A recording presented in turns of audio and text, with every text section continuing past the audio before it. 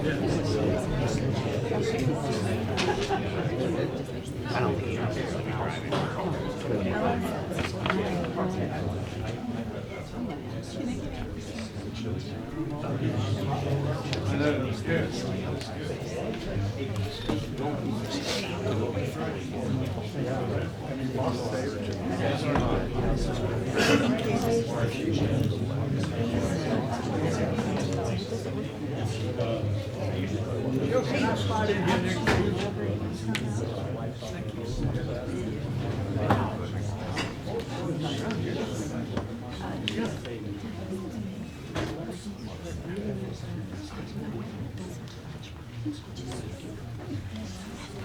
Wow, it got really quiet all of a sudden.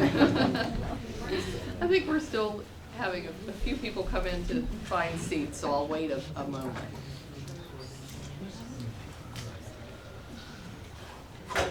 You know what? Say it to me. She's going to say it to me. Oh, yeah, that's right. Okay. Let's go down. Oh, yeah. Thank you, Rayanne.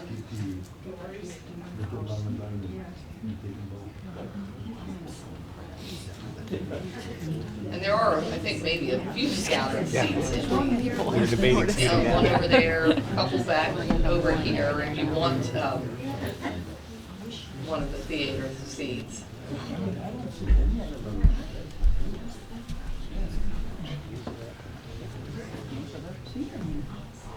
Good evening, everyone. It's great to see so many of you here that have previously attended our spring lecture series. This is the last one, so it's a little bittersweet to say goodbye for the summer, but we do have things that are coming up over the course of the summer, so I'm going to tell you about those.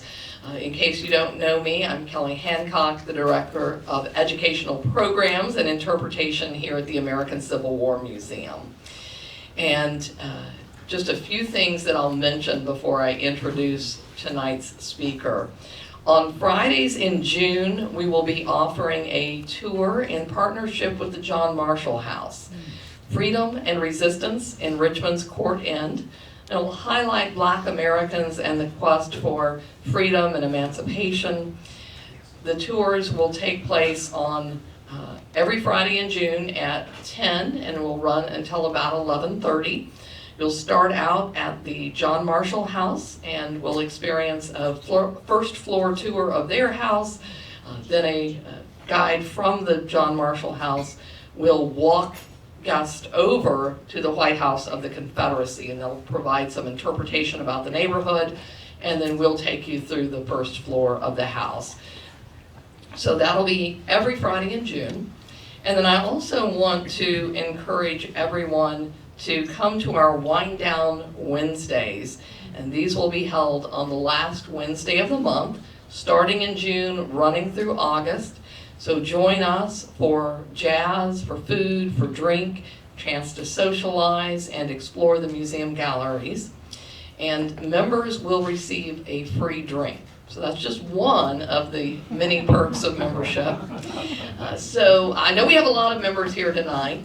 I always want to say thank you to our members for supporting the work that we do. If you're not a member, do consider becoming one. Not only will you get that free drink at the Wind Down Wednesdays, your support will help us fulfill our mission to explore, inspire, and promote the public's understanding of the Civil War, its causes, course, and consequences. Now with that, I do want to move us into the program, introduce tonight's guest speaker. For those of you who have been with us in the past, you know that there will be about a 35 minute presentation, followed by a conversation where our speaker will be joined by our CEO, Dr. Rob Havers, and then after that, it will be opened up to the audience for you all to ask some questions as well. But I am very pleased to have with us tonight Dr. George C. Rable. He is Professor Emeritus and formerly the Charles G. Summersell Chair in Southern History at the University of Alabama. From 2004 to 2008, he served as the president of the Society of Civil War Historians. His books include Damn Yankees, Demonization and Defiance in the Confederate South, which won the James I. Robertson Jr. Literary Prize, God's Almost Chosen People, A Religious History of the American Civil War, which won the Jefferson Davis Award and was a Choice Outstanding Academic title. Fredericksburg, which won the Lincoln Prize, the Society of Military History Distinguished Book Award in American Military History, the Jefferson Davis Award, and the Douglas Southall Freeman History Award, as well as a History Book Club selection. Also, the Confederate Republic, A Revolution Against Politics, which was a History Book Club selection. Civil Wars, Women and the Crisis of Southern Nationalism, which won the Julia Cherry Spurl Prize and the Jefferson Davis Award. And also, But There Was No Peace, The Role of Violence in the Politics of Reconstruction. And he is here to speak to us tonight on McClellan and Abraham Lincoln, his recent book, Conflict of Command, George McClellan, Abraham Lincoln.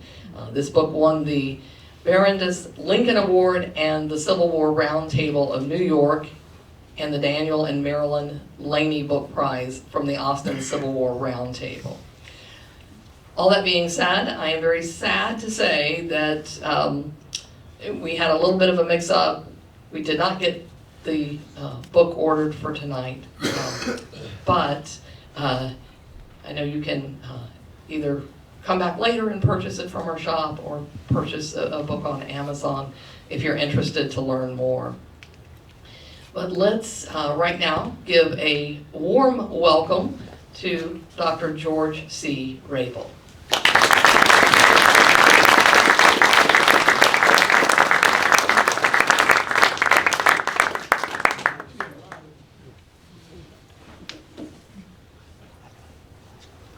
I want to start off by thanking Kelly for handling all the logistics of this so well. I also appreciate the warm welcome I've received from the entire staff here. It's very, very good. And it's good to be back in Richmond. I haven't been here for a while, so it's good to be back to talk with you. I suspect there are people in this audience that have an opinion about both General McClellan and Abraham Lincoln. Let's get the first slide up here. Whoops. There's one of the famous Antietam photographs. You know, if you mention George McClellan, and I already have, and I already noted the reaction, to almost any student of the Civil War, the response is absolutely predictable, right? They know McClellan is a kind of foil to Lincoln, who might be able to organize an army, but was reluctant to commit it to combat. As Lincoln once said, McClellan has the slows and has to be removed from command. In fact, I think to call McClellan a controversial commander in the 20th or 21st centuries is in several respects misleading. Why? People have largely made up their mind about McClellan, and not in the general's favor. When historian Mark Grimsley, a number of years ago, published a brief piece about McClellan in a popular Civil War magazine, trying to revise the standard picture in a mild sort of way, next issue the letters poured in. People did not want to hear it. They were not interested. Of course, as the late, great historian Reed Mitchell once said, Civil War people like to hear the same stories told in the same way. And I think a lot of us, including I fear myself, fall into that category on occasion. So poor Grimsley's efforts went for naught at that time. And I think opinions about McClellan almost seem to be set in stone. That could be the title of the talk, Set in Stone, and not likely to change. But I think we need to remember that McClellan in his own day had many warm friends and political supporters, and of course no shortage of critics and enemies. He has the misfortune, the great misfortune, to clash with Lincoln, another controversial figure of the time, but who became the savior of the Union, the great emancipator, and the martyr president in the aftermath of his assassination. The deification of Lincoln hardly helps McClellan's reputation. As Lincoln's private secretary, John Hay, wrote in a letter to his fellow secretary and co-author, John G. Nicolay, as they were preparing their 10-volume biography of Lincoln, I am willing to bet there's nobody in this room that's read all 10 volumes of that. I haven't either. I mean, there's some good stuff in there, but it's padded with a lot of other stuff. Anyway, this is what Hay says. He writes to Nicolay as they're working on it. He says, I think I have left the impression of McClellan's mutinous infidelity, and I have done it in a perfectly courteous manner. It is of the utmost moment that we should seem fair to him while we are destroying him. And indeed, in many ways, the standard picture of Lincoln and McClellan has been set by Nicolay and Hay and others. McClellan himself sought vindication. He wrote an autobiography, but he didn't live to complete it. His literary executor, a man named W.C. Prime, hardly helped matters by bringing McClellan's partially completed manuscript into print and then foolishly adding excerpts from the letters between the general and his wife, Mary Ellen Marcy McClellan. And here you see them. McClellan striking a Napoleonic pose there. This was a very good marriage. You could draw a little contrast between the Lincoln marriage and the McClellan marriage. This was a very close marriage, and I think one of the problems is Mary Ellen Marcy McClellan reinforces some of McClellan's worst tendencies. She is very loyal to her husband to a fault. She might have criticized and prodded a little bit. That might have helped. But anyway, excerpts from these letters were included in the autobiography, and these letters have offered fodder for McClellan's critics ever since. You know, he really vents when he writes to his wife. He just lets it all hang out what he thinks about people. And, you know, he brags about what he's going to do and that sort of thing. And of course, you know, I'm not sure men ought to be always held responsible for what they tell their wives. My wife isn't, of 52 years isn't here this evening, fortunately to hear that. But in any case, these letters are really dynamite, and they're interesting to read. But the originals have not survived. These are selected excerpts, and the personal stuff was taken out. So the letters are meaty in terms of the Civil War, not that meaty in terms of the McClellan marriage. In any event, by 1881, McClellan has largely completed his memoir, but they go off to Europe. He puts the memoir in a warehouse. I bet you know what's going to happen. There's a fire. It's destroyed in a warehouse fire. McClellan begins again in a sort of desultory McClellan-like fashion. But when he dies on October 29, 1885, the new manuscript had only reached May 1862. Hadn't even gotten McClellan off the peninsula yet. And so Prime takes over the project, publishes long excerpts from McClellan's 1864 report on military operations, and of course, the infamous letters. And probably does more to shape the final product, McClellan's own story, which really isn't McClellan's own story, and further damage his friend's reputation. As for the historians, they have not exactly set out to destroy McClellan, but the weight of their work has been largely negative. Consider this lineup. In the anti-McClellan camp, we have Bruce Catton. My mentor at LSU, T. Harry Williams. Harry might be appalled by some things I'm going to say tonight, I fear. Stephen Sears, great biography of McClellan, really dislikes McClellan, and James McPherson. With that lineup, poor McClellan doesn't have a whole lot of chance. For the defense, we have a very good unpublished dissertation by Joseph Harsh, Ethan Rafus's fine study, McClellan's War, which I strongly recommend. That is a superb book. And a few recent works that kind of defend McClellan's campaign operations.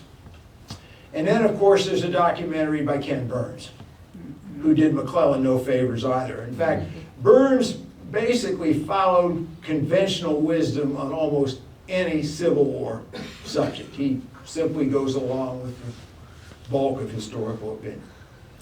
So we might ask, why is McClellan so often reviled by almost all who hold an opinion of the man?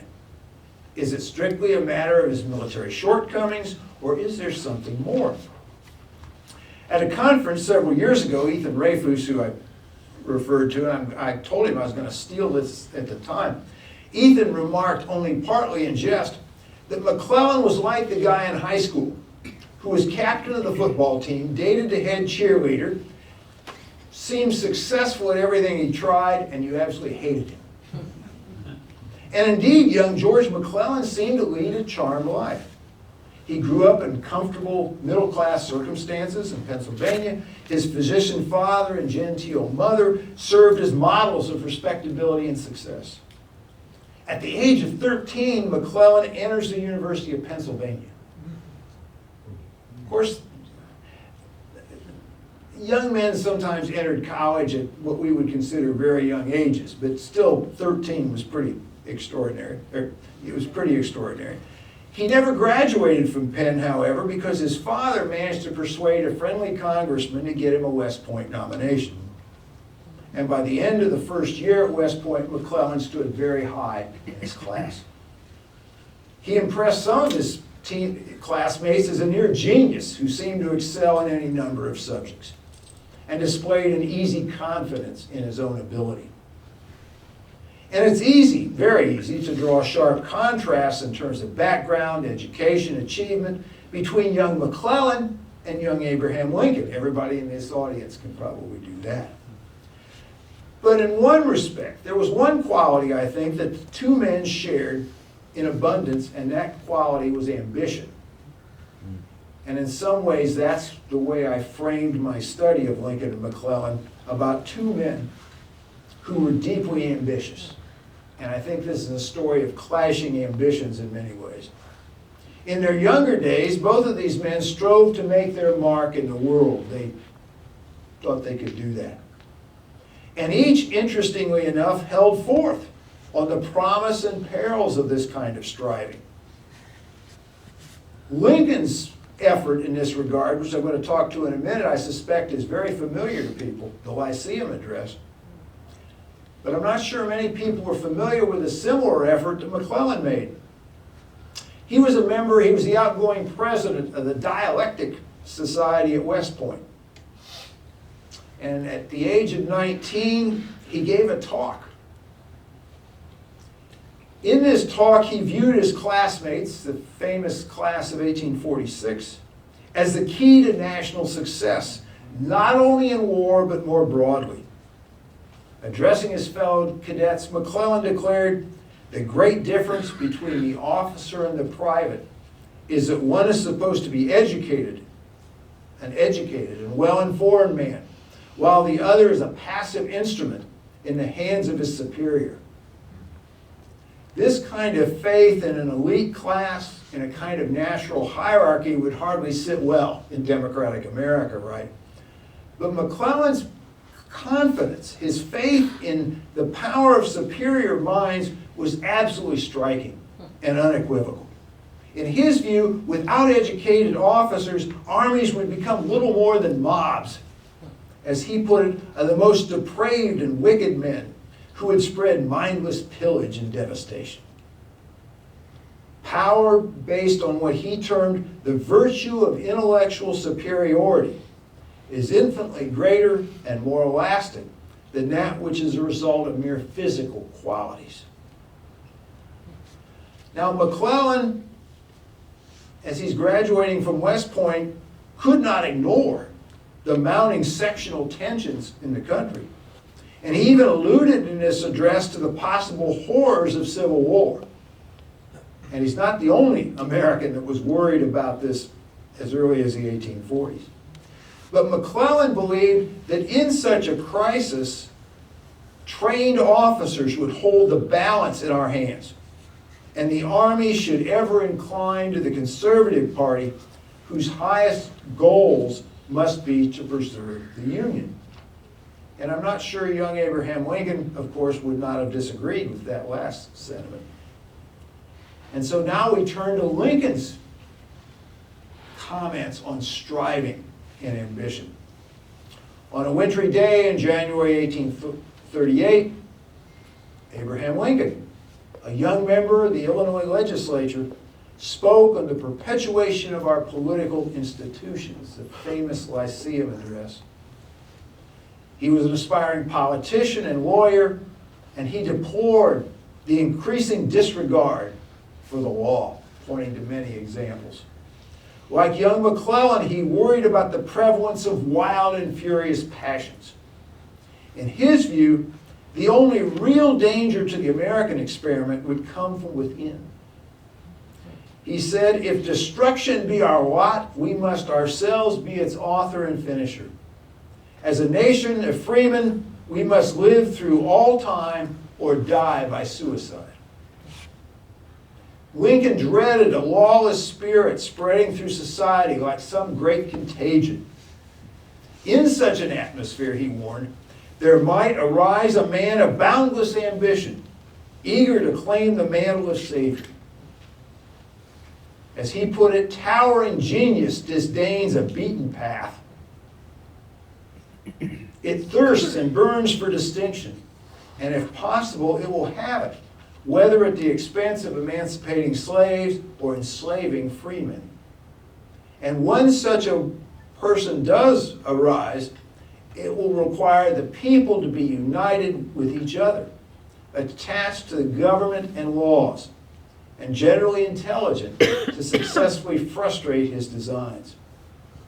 So despite the contrasts in background and experience, this should not obscure the thread of ambition that runs through Abraham Lincoln and George B. McClellan.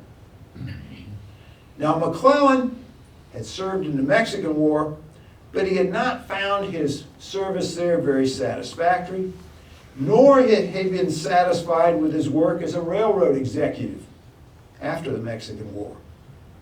There was still unfulfilled ambition.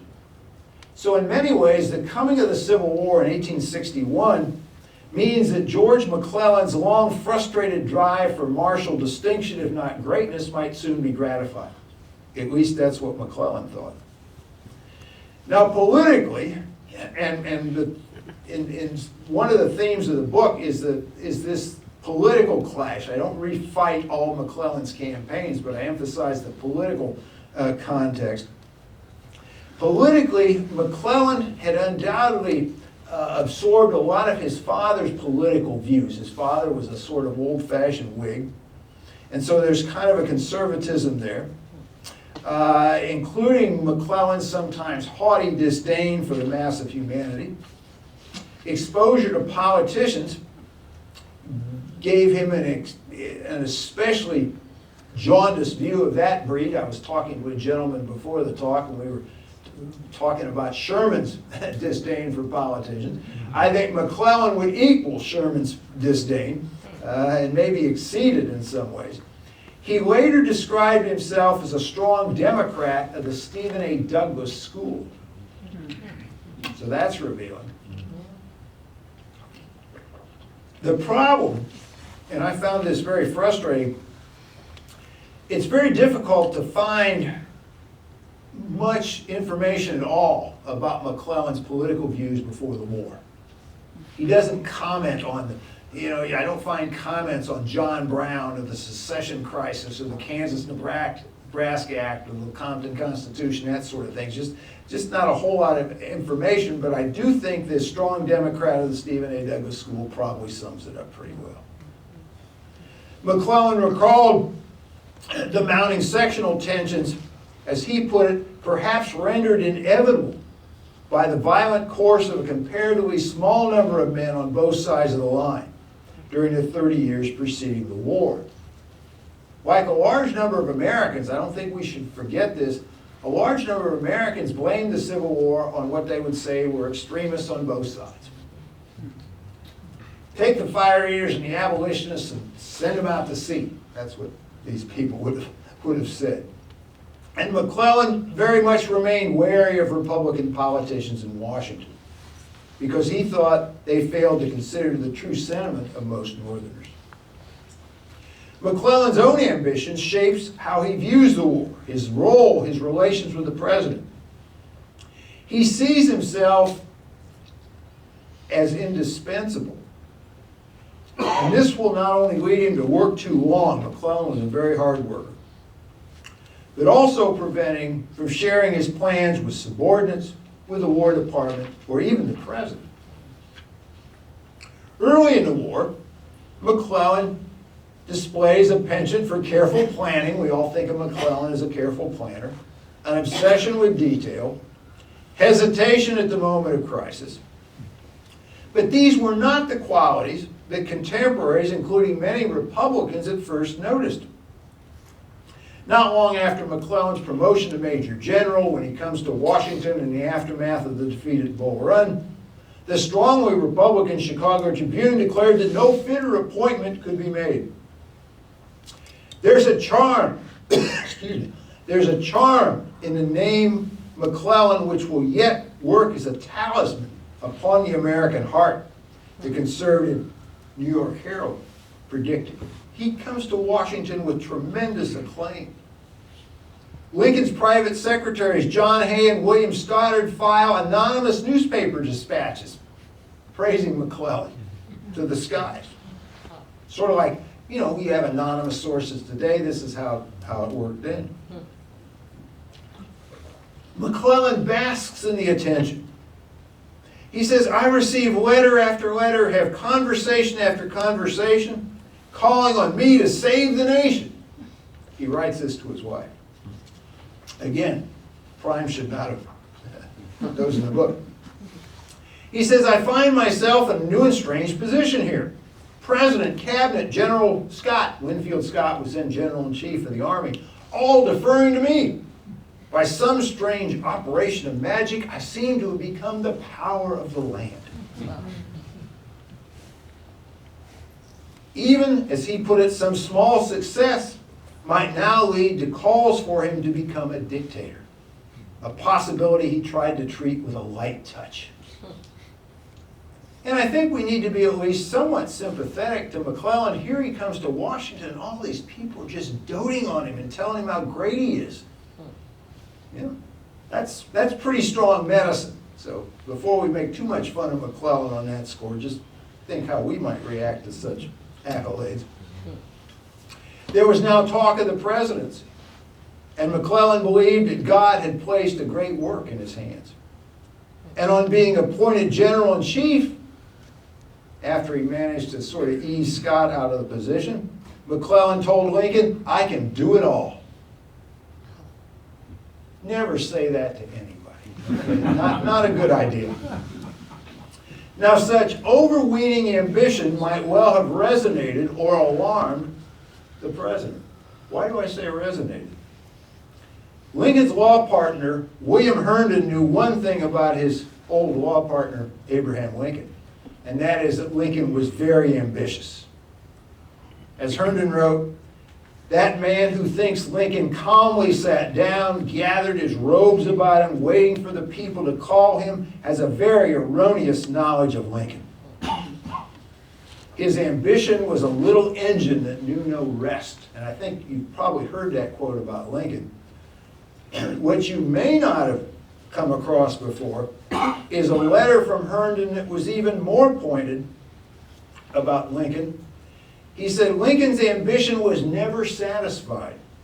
In him it was a consuming fire which smothered his finer feelings. I'd love to know exactly what Herndon meant by that. Lincoln set his sights not only on political success, but on lasting influence, and at times appeared to see himself as destined for some great work. I think both Lincoln and McClellan see themselves destined for some great work. Now, in their respective roles as general, and later McClellan general-in-chief, McClellan and Lincoln are going to have to work together. Both McClellan and Lincoln were remarkably visible to the soldiers, especially during McClellan's frequently held troop reviews. Junior officers and enlisted men echoed press reports in praising McClellan for instilling a new ardor and determination in regiments recently demoralized by the defeat at Bull Run. To the troops, McClellan was not only a highly visible commander, but a very humane one, an approachable figure, despite his dignified bearing and impressive appearance on horseback. McClellan was no great orator at all, but he could draw others, especially officers, into his orbit. There were people who were very loyal to George B. McClellan. Even the historians most critical of McClellan have praised his organizational abilities, and some have acknowledged his strategic sense. In 1882, Francis Winthrop Palfrey, who served in the 20th Massachusetts Infantry, the famed Harvard Regiment, praised McClellan as both an organizer and a strategist. He noted the general's failure to deploy his forces with enough speed and vigor to obtain decisive results. Though he might have added that decisive results eluded virtually all Civil War generals, most of the time. For Palfrey, however, the question of timing was important in shaping McClellan's historical image, because McClellan had faced the Confederates early in the war and at the height of their strength.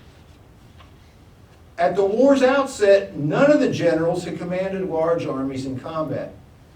And given the eventual size of Civil War armies and the limits of staff, communications, transportation, that task often seemed beyond the capabilities of even the better generals. Read any study of a major campaign, and you could make long lists of mistakes, errors, lost opportunities. Very difficult to command armies of this size. And if you want expert opinion on this, we will turn to Ulysses S. Grant. In an often quoted passage, Grant would later describe McClellan as one of the mysteries of the war. Oh. And he was. But you know what historians don't quote very often is what follows. And I'm very much opposed to reading text from PowerPoint, but I'm going to violate my own rule because this is important, I think. This is what Grant has to say after the war. But what has been much less often noted, this is what follows the earlier thing about McClellan, the great mystery. Here's Grant. It has always seemed to me that the critics of McClellan do not consider this vast and cruel responsibility. The war, a new thing to all of us. The Army knew everything to do from the outset, with a restless people in Congress. McClellan was a young man when this devolved upon him, and if he did not succeed, it was because the conditions of success were so trying. If McClellan had gone into the war as Sherman, Thomas, or Meade, had fought his way along and up, I have no reason to suppose that he would not have won as high a distinction as any of us. And I would point out that Grant and Sherman were never McClellan critics. They weren't, interestingly enough. I mean, there's a lot to, I'm going to give the critics are going to get a lot of due. Don't worry about it. If you're a McClellan hater, there's more fodder. You're going to get some fodder from here. And of course, you know, the difficulties here are obvious. The blunders of Civil War campaigns and missed opportunities, extremely difficult for generals to follow up after victories. And McClellan's supporters always complained of political interference by the Lincoln administration, even as the president and cabinet grew frustrated with McClellan's secrecy, slowness, and complaints. It was a whole lot of fun to look at how Lincoln's cabinet dealt with McClellan. I don't have time to go into it tonight, at least in the main talk, but fascinating dynamics in the cabinet. Now, to make a more nuanced evaluation of McClellan's military record or a more critical assessment of Lincoln's leadership should hardly mean ignoring the general's shortcomings. Here you go. Or failing to see how the president grew in his role as commander-in-chief. In fact, what might be termed the standard narrative about Lincoln and McClellan, there's a kind of reason it's the standard narrative. It contains a great deal of truth. Couldn't deny that. Historians have rightly noted McClellan's slowness and timidity, along with his repeated overestimation of enemy numbers. And here you have the famous detective, Alan Pinkerton's intelligence assessments, which tended to greatly exaggerate Confederate numbers. And then I think McClellan sometimes, added a few on just to be sure. And there is no question that McClellan greatly exaggerated enemy numbers.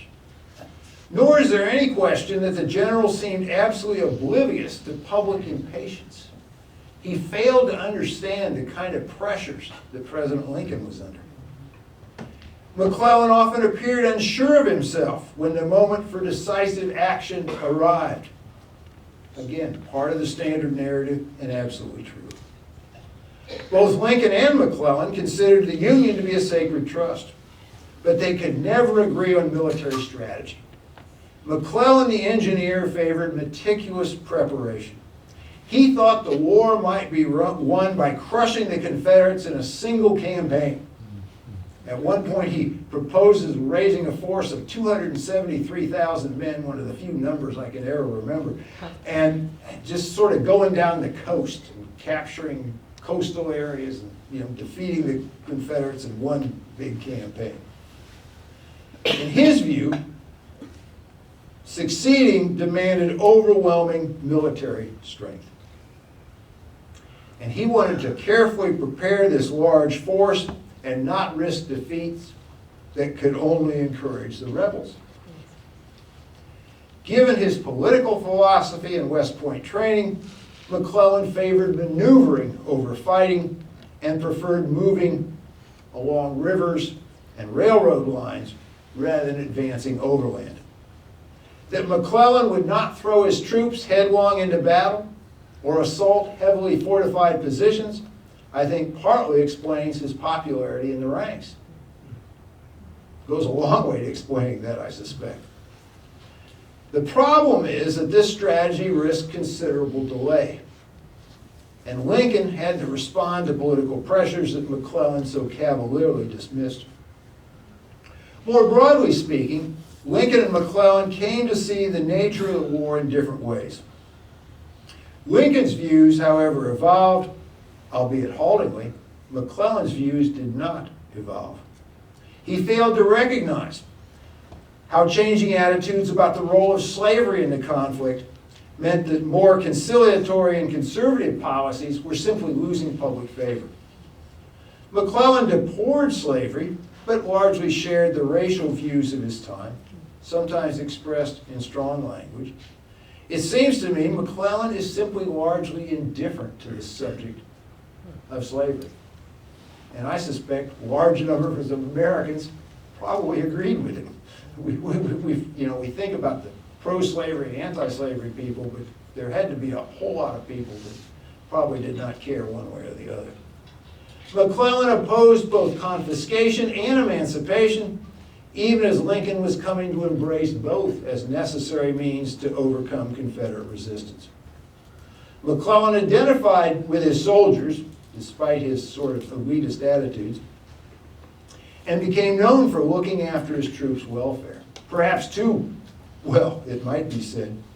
After the Confederate attacks at Seven Pines at the end of May 1862, McClellan wrote to his wife, "I feel sure of success, so good is the spirit of my men, so great their ardor.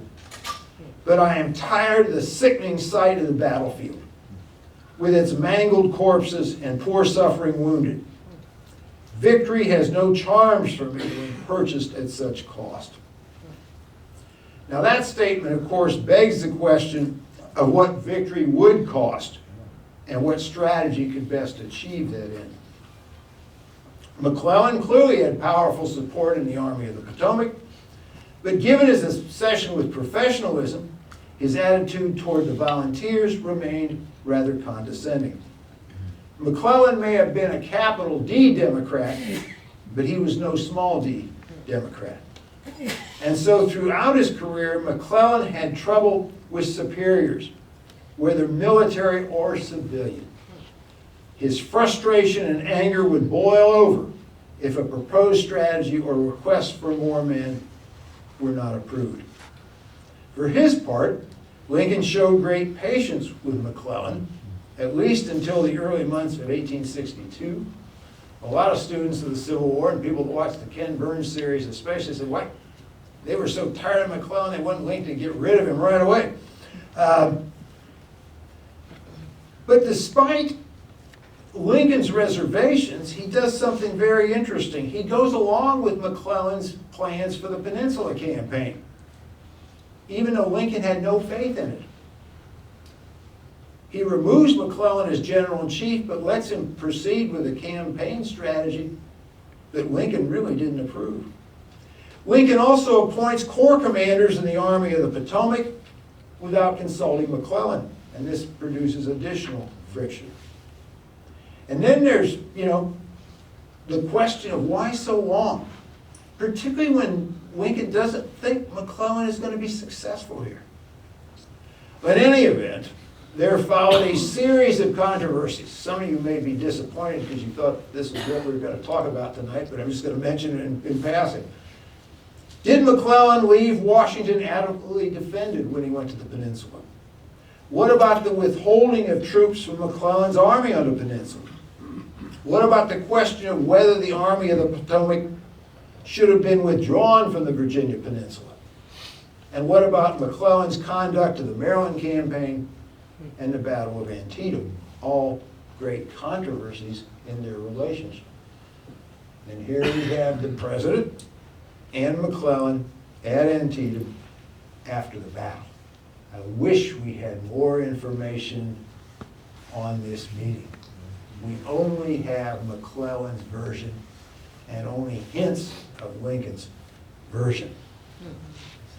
Now McClellan hardly helps matters with complaining and at times self-pitying dispatches. If you read McClellan's dispatches to Lincoln, they're sometimes absolutely incredible what he's saying to his boss. For his part, I think Lincoln too had much to learn. He could often be oblivious to logistical constraints. Read about what Lincoln thought could be done in the East Tennessee mountains sometime, if you want an example of that.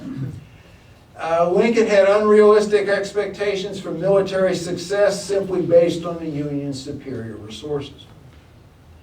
Now, Lincoln eventually develops an absolutely steely resolve in working with generals, but Lincoln pays a price for early indecisiveness and for allowing generals, including McClellan, to absolutely bypass the chain of command.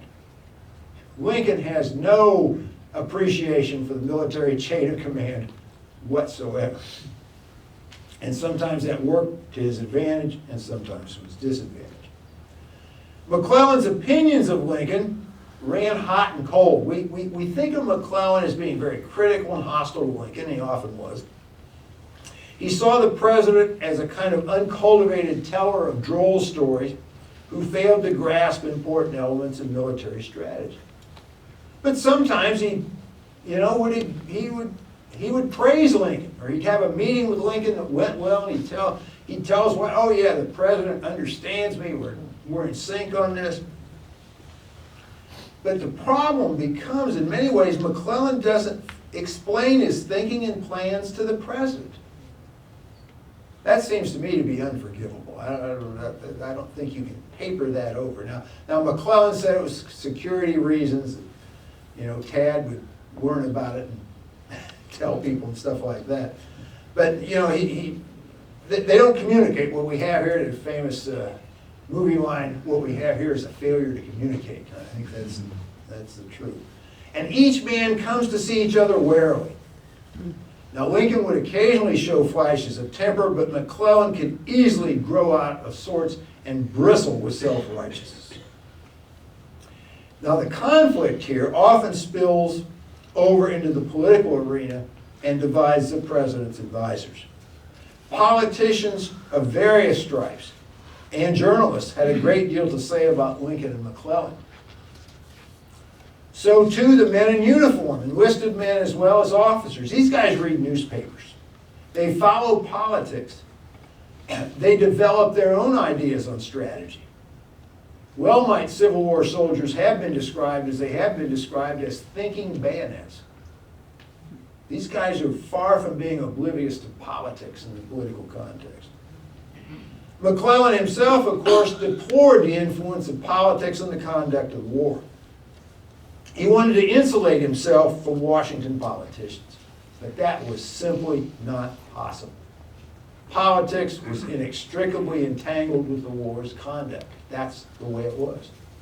And it was certainly ironic that McClellan, who takes such a jaundiced view of politicians, if not of democracy itself, you know what I'm going to say? Will be nominated for president. McClellan sought martial glory, claimed to disdain political ambition, even as Democratic politicians and editors raised the possibility early on of a presidential nomination. You know, McClellan, like his father, tended to draw a Whiggish distinction between politics, politicians, and statesmen. My father always did that. We need statesmen, not politicians. I used to remind my father that a statesman is a dead politician usually. Anyway, McClellan viewed himself as principled and his opponents as conniving. He met with radical Republican senators early on, and listen to what he tells them. He says, "I'm fighting to preserve the Union. I'm not fighting for the Republican Party or for emancipation." Talk about being oblivious to the audience. He certainly was. And the always suspicious members of the Congressional Joint Committee on the Conduct of the War worked tirelessly to prove that McClellan was not only incompetent, but disloyal. There were charges that McClellan was absolutely disloyal. So too, McClellan's erstwhile friend Edwin Stanton, after becoming Secretary of War, becomes an absolutely implacable critic. He's first McClellan's friend, he quickly becomes McClellan's enemy. Democratic leaders touting McClellan as a presidential candidate as early as the fall of 1861. As soon as he arrives in Washington, they're talking about him as a presidential candidate. I think this hurts his standing both with the Lincoln administration and to some degree even in the Army. And of course the conflict between Lincoln and McClellan reached a culmination when the Democrats choose the general as their presidential nominee in 1864. Though I think I would like to add at this point the most significant fact about the presidential election of 1864 was that it was held at all. Think about what happened here. Holding a presidential election, a free and fair presidential election in the midst of a civil war. Lincoln said at the time, "We cannot have free government without elections, and if the rebellion could force us to forego or postpone a national election, it might fairly claim to have already conquered and ruined us." And so despite repeated calls after November 1862 to give McClellan another command, that's another important part of the story I can't go into tonight, but every time a Union general falters, Burnside, Hooker, or even people dissatisfied with Meade after Gettysburg, what do they say? Bring back McClellan, bring back McClellan. In the summer of 1864, there are still people saying to bring back McClellan. But of course, Lincoln, who was greatly ambitious to win a second term, is not going to give McClellan another command. Though ironically, in disputes over Reconstruction policy, two of the president's radical Republican critics accused him of, guess what? Unbridled political ambition. Now, of course, during the summer of 1864, the uncertain military situation, along with lukewarm support, if not outright opposition from some Republicans, made Lincoln's prospects for re-election doubtful to Lincoln himself. People were telling Lincoln, you are going to lose. You are going to lose. The influential newspaper editor Horace Greeley wrote to the president early in the summer, "Our bleeding, bankrupt, almost dying country longs for peace. Shudders at the prospect of fresh conscription, of further wholesale devastations, of new rivers of human blood." He warned if the administration did not do something, the Republicans would surely lose in November. More conservative Republicans worried about the impression that Lincoln was more interested in emancipation than in union. And you add that with the unpopular draft and taxes, they warned that emancipation mania might sink the party. On the other hand, the radical Republicans were skeptical of Lincoln for being too conservative and searched high and low for an alternative. Lincoln's own campaign manager, Henry J. Raymond, former editor of the New York Times, on August 12, 1864 said, if the election was held then, Lincoln is going to lose. He blamed the military stalemate and the slavery question. He suggested that Lincoln send peace commissioners to Jefferson Davis and drop any insistence on the acceptance of emancipation as a precondition for negotiations. Lincoln refused. Now, I suspect you know what happens here very quickly. General Sherman and General Sheridan bail out the president. Union military victories are going to greatly help Lincoln, but so do opposition missteps. The Copperhead influence at the Democratic Convention in Chicago, along with the peace plank in the party declaring the war a failure, killed McClellan's prospects for winning the soldier vote. Then, too, McClellan was probably the most diffident presidential candidate in American history. He didn't seem to want the job all that much. He wouldn't do anything to help himself. He hated dealing with politicians. He would tell Democratic leaders, don't make me meet with more politicians.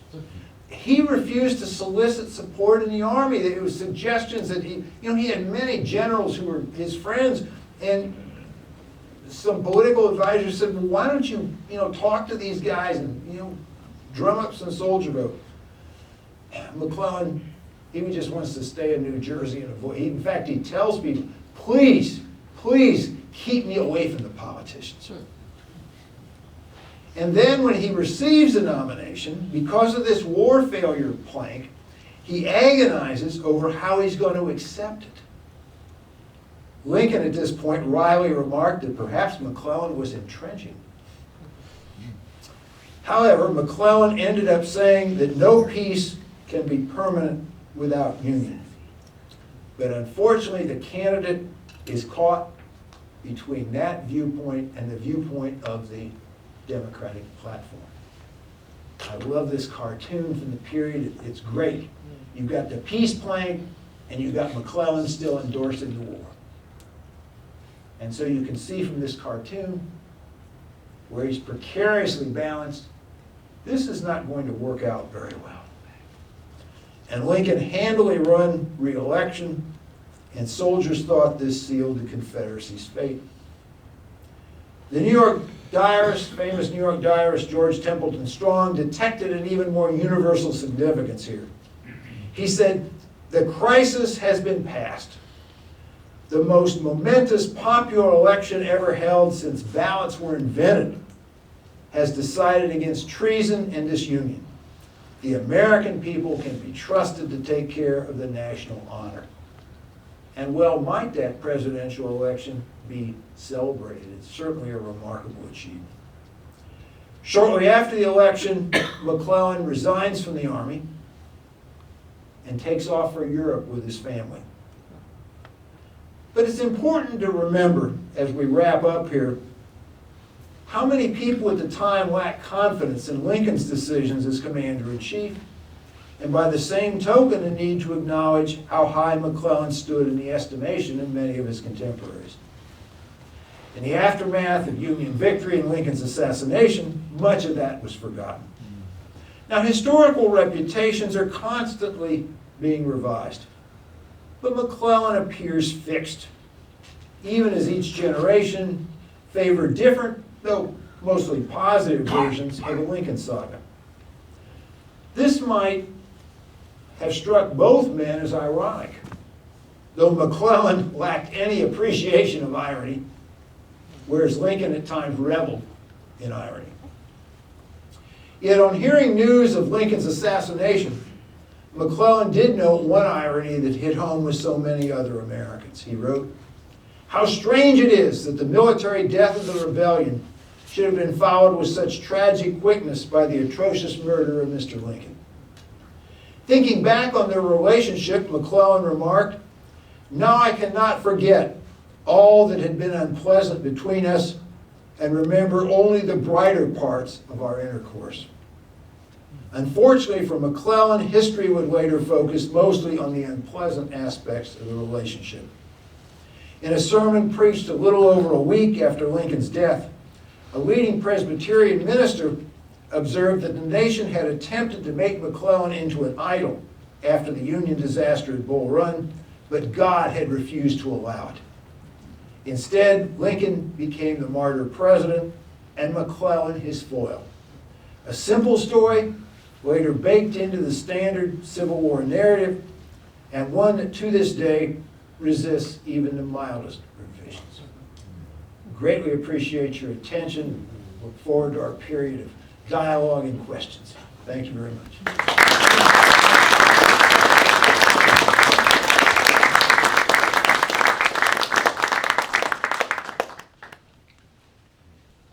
Thank you so much for that fascinating look at McClellan. And now we'll move on to the conversation portion of the evening with Dr. Rob Havers.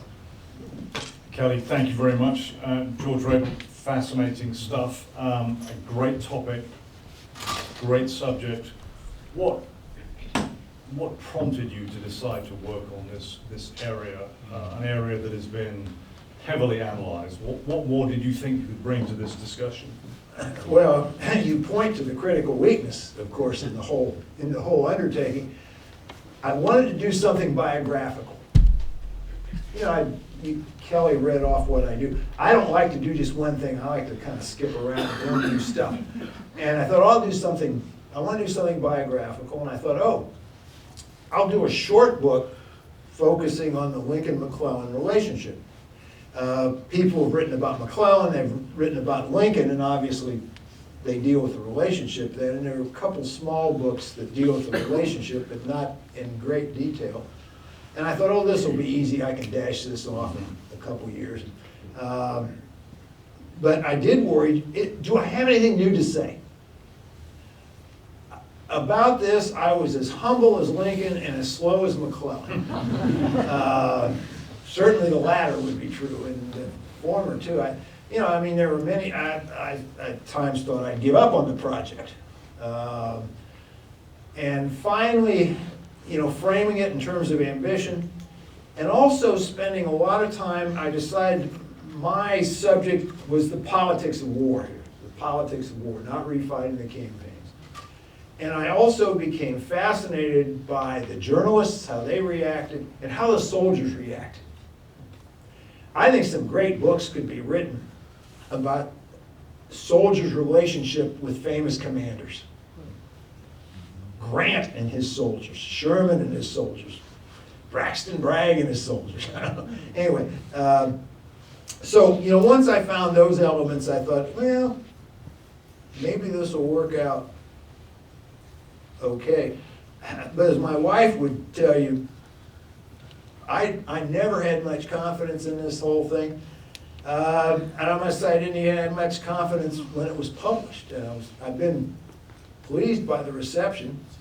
One reaction I love especially, somebody will come up and say, you know, I liked your book, but I still hate McClellan. Any particular obstacles you identified in undertaking this work? Besides the fact that it seemingly had been done to death, some surprising obstacles. McClellan, I think Stephen Sears came up with the exact number. McClellan and Lincoln met in excess of 100 times. For how many of these meetings do we have any evidence? Very few, relatively few. And we seldom have evidence from both sides. So, you know, the famous incident where Lincoln comes to visit McClellan and McClellan's going to bed and he won't come and meet with this snubbing incident. There's only one source for that. And there's nothing direct from Lincoln at all, it's John Hay. Now it is Hay's diary, it's contemporary, and I think it happened. But, you know, again, we really don't know what Lincoln thought of that. I also ran into COVID, that was an obstacle. That's a big one, yes. Yes, you know, it was very nice that the University of Alabama had purchased the McClellan papers on microfilm for me, but I couldn't look at them during COVID. And I've got to praise Michelle Crowell at the Library of Congress, who's just a wonderful person. And she kept sending out emails to people about stuff that was digitized. The digitization of McClellan's manuscripts was really a godsend, along with other manuscripts. So in some ways, maybe that COVID delay was a blessing. I think I probably did a better job with going slow than, but yeah, those were obstacles. There was one really pleasant surprise. This anonymous journalism I briefly alluded to, Lincoln's secretaries, Nicolay, Hay, and Stoddard, will file these anonymous newspaper articles. And Michael Burlingame figured out who wrote what, where they were published. They've been edited, published. Wonderful. And you can track kind of what the Lincoln administration or elements of it are thinking about McClellan in these anonymous newspaper articles. And those had not really been used by people studying the relationship before, and that proved to be really a godsend as a source. And of course, you have newspapers again now digitized, a lot of them digitized, and so those are some of the obstacles. And I guess the next question you've answered in part, but a subject you yourself said done to death. You did it to death a little more. Is there yet more to be said? I think so. I think there could be more about. There could be more from the soldiers. I keep running into stuff all the time, and you know, you think you've seen the last. You know, you get jaded. You do this for 50 years. You figure, you get kind of jaded. And I've seen them. I just finished writing a review of some Illinois soldier letters that were just full of surprises. He didn't have much to say about McClellan. He's in the Western Theater, but had all kinds of surprises. So I think there's a lot more that could be done with the press. Not just with McClellan, but other generals. Right. I mean, John Marszalek's first book was on Sherman and the press, which is a good little book. But you could do that with a lot of generals, I think, and maybe some more about McClellan in the election of '64 and how the Democrats wrestled with this presidential candidate. I don't know if that's terribly promising, but a possibility. One final question before we go to the audience, and building on what you just said again, biggest surprise that you found during your research for this? Probably how divided the cabinet was. You know, Stanton starts out as a friend, becomes an implacable enemy. I'm not quite sure where Seward stands on the McClellan question. The radical Republicans thought that the Secretary of State, William Henry Seward, was an ally of McClellan. Seward is conveniently out of town when the famous cabinet round robin comes around shortly before the Maryland campaign, where they're trying to get rid of McClellan, period. And Seward's out of town. And then you have Bates, who's pretty conservative but doesn't like McClellan. And then Gideon Welles' diary is full of all kinds of information and gossip about the cabinet goings-on. Welles' diary is just absolutely wonderful. I mean, he's a person of very strong prejudices. You sometimes have to take him with a little grain of salt, but it's a fascinating dynamic. And of course, you've got Stanton home. Stanton is just a fascinating character. Love or hate, he's a fascinating character. So I think that surprised me how rich that was. Okay. Any questions for our audience? Yes, sir. I've just started the book. It's wonderful so far, so thank you very much for doing it. Thank you. Very kind. When Lincoln goes to Sharpsburg, post the Battle of Antietam, is he going out there to just have a conversation, or is the perception that he's going out there to test the loyalty of the Army of the Potomac to see what he can do? What's your read on that? Maybe a little of both. Okay. And certainly McClellan thinks he's up to no good. McClellan really at this point expects to be dismissed, or something's gonna, he thinks something's gonna happen. Because Lincoln is so frustrated that McClellan did not destroy Lee's army. Now that's very difficult to do. And I am no Antietam scholar, so don't press me on details of that, but in recent years, there's been a big fight among the Antietam scholars about, and McClellan's reputation at Antietam has been improving in recent years a little bit. And so I think Lincoln he's testing McClellan. Lincoln believed in meeting with people face to face. He liked to do that. That's what frustrated McClellan, because Lincoln would just show up. When McClellan was in Washington, Lincoln would just show up. And at one point, he tells somebody, "Protect me from wandering presidents." And McClellan didn't like that. He wanted a more formal atmosphere, but Lincoln liked to size people up in person. He was often pretty good at doing it. So, I mean, it's just too bad we don't know what they said to each other, really said to each other at that meeting. But things are not looking well for Little Mac at that point. Yes, sir. The question's about the election of 1864. You had the cartoon of one leg on peace, one leg on war. Did his platform say anything about Southern independence? No. No, it just says the war is a failure, there should be a negotiated peace. And it hints that union is not indispensable. It doesn't, McClellan's acceptance says the preservation of the union is not negotiable. And so McClellan accepts the nomination and rejects the most important plank in the platform, much to the dismay of the Copperheads, but they don't have any place to go. I mean, the Democrats, they really blunder here because, the New York political operators, McClellan's allies, they emphasize getting the candidate. The Copperheads want the platform. Now, today, who reads a party platform? In those days, people read first of all, they weren't 100 pages of stuff you're promising. They're relatively short.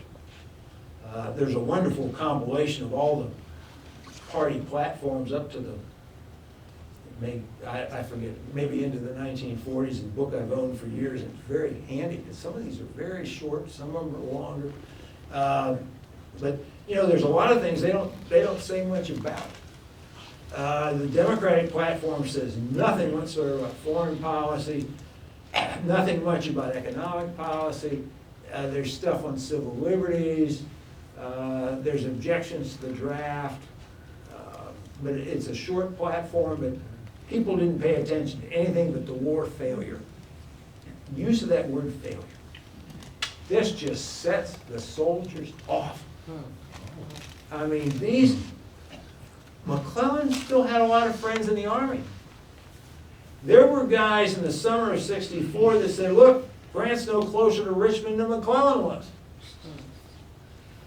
But once McClellan starts getting involved in politicians, he foolishly at the last minute, we're really getting into the nerd weeds here, but he foolishly endorses a Democratic candidate for governor of Pennsylvania who had a somewhat copperhead tinge to the guy.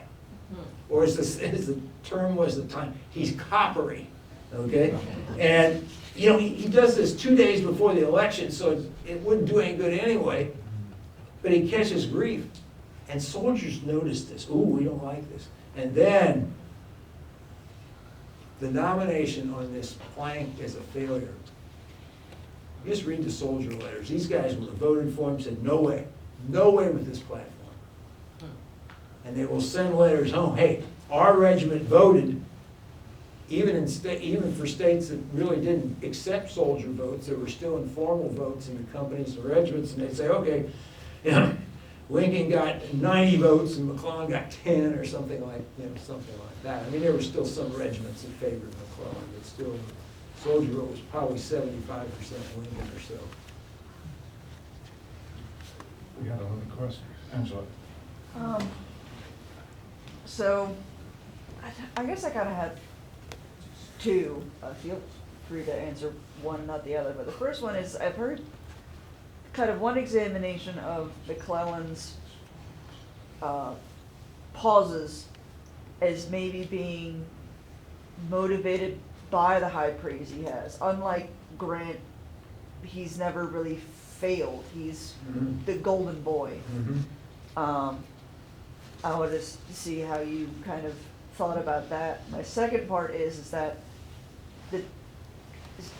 my second question is, how much do you think the telegraph contributed to McClellan and Lincoln's head bashes? Because Lincoln, for the first time, was able to just kind of tap a few buttons, and the first one, like, constantly, the first president to constantly have a backseat generalship, I guess you could phrase it as, and it's clear he did not appreciate that. That's a good question. Let me start with the second question first about the telegraph. During the Maryland campaign, Lincoln is sending almost daily telegrams. I can't use, there's a modern usage I hate, so don't ever use it in my presence. Don't call a telegram a telegraph. You telegraph telegrams, okay. Lincoln sends these telegrams and says, what news now? What news now? What news now? So I think that matters. Communication matters. Though you'd think, you know, that seemed to be instant communication for the time, but these things go awry too. Your first question about hesitation is interesting, because he was the golden boy, and I mean he's just naturally cautious, and he wants to limit casualties. You take his natural caution, his exaggeration of difficulties, his paranoia about enemies in Washington. And I probably should not use the word paranoia, because that's a clinical term. I realize that's. I tried not to psychoanalyze either of these guys, but he thinks there's enemies in Washington, and McClellan loves to leave Washington. When he starts for the peninsula, he is happy as a clam because he's out of Washington. He is just delighted. Mary Ellen Marcy McClellan comes down to say goodbye to him, and he's on the boat heading for the peninsula, and he's happy. He's happy. So I think that he's careful about his reputation. but he's also careful about his men, and he really does not like the amount of bloodshed this war entails. I don't either. I mean, nobody should. You know, if people thought that this war was gonna bring about the horrors that it brought about, the war wouldn't have happened, I suspect. I'm working on a project now that I'm very excited about and hope to start writing this thing called The Promised War, on what people expected, hoped, feared would happen. People comment on different aspects of that all the time, and I don't know if I can put it together in a coherent form, but it's sure fascinating reading their statements. And I think, you know, McClellan sees these horrors where they don't seem to affect Grant very much. Sherman, despite his reputation as a fierce sort of general, is not really much for engaging in battle if he can avoid it. But McClellan is reluctant. And goes back to this belief too, if we just get enough men, we'll whip them in one big campaign. That would have saved a lot of lives. Don't know if it'll work, but it would have saved a lot of lives. We have time for one more question, sir. Sir, you mentioned Joseph Marsh. He seems to have a pretty favorable view of McClellan. Would you speak a little bit Yes. about your thoughts on him? And you mentioned that he wrote an unpublished biography. A dissertation. Ah, And he said we ought to look at McClellan's strategy and not just pay attention to his personality. No, Harsh praised McClellan's conduct in the Maryland campaign. And Harsh did a lot of work. He did a book on Lee in the Maryland campaign. Very capable historian. The dissertation should have been published. If you have access to a university library, you can actually read the dissertation online. Now it's well worth taking a look at. And people have used it and cited it. You know, most dissertations never get cited. You know, if they become a book, then they're a book, and if they remain a dissertation, they sort of get ignored. His is one that people paid attention to. Dr. George Rable, thank you so much for joining us this evening.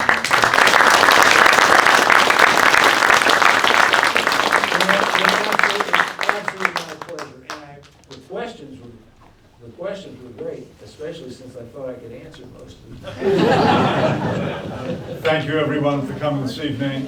You hear me say this every time, but if you're a friend of the museum, thank you for your support. If you're not yet a friend of the museum, consider becoming a friend and a member. Our ability to bring great speakers here is down to that great support from all of you. See a lot of familiar faces here tonight, a lot of new faces, so thank you for coming. And you heard from Kelly, a great summer of programming coming up, and we will be back with a full lecture series, and of course, our Lincoln Prize winner, Dr.